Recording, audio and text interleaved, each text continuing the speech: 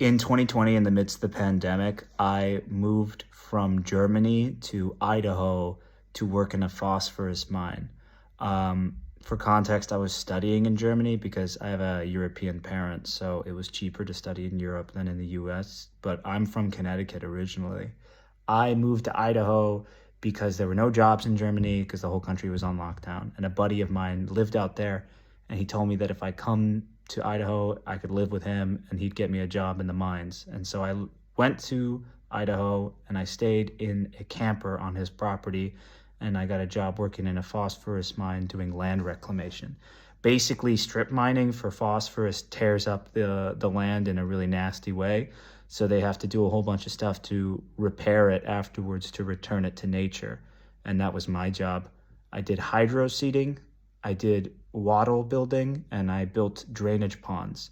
Um, there's so much toxic runoff water from the mines that the water is literally red with selenium, and they have to put it in these massive drainage ponds to hold it and keep it there until they figure out what to do with it, which sometimes they don't. And so they need people to build the ponds and build fences around the ponds so animals don't get inside. Anyway, I was there for a while. I got my money.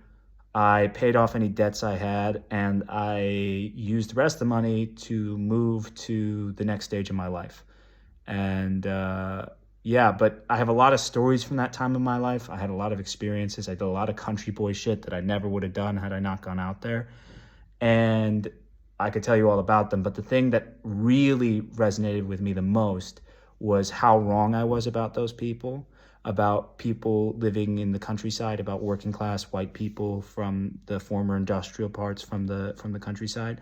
And I got to say that those people are some of the kindest people I've ever met, some of the most conscientious, the people who would stop to help strangers on the side of the road just because it's the right thing to do.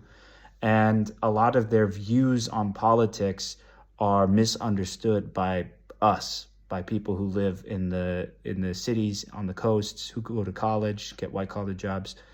They're going through different shit than us, but it doesn't mean that they're not going through anything. And there's a lot of their political issues are hidden from us.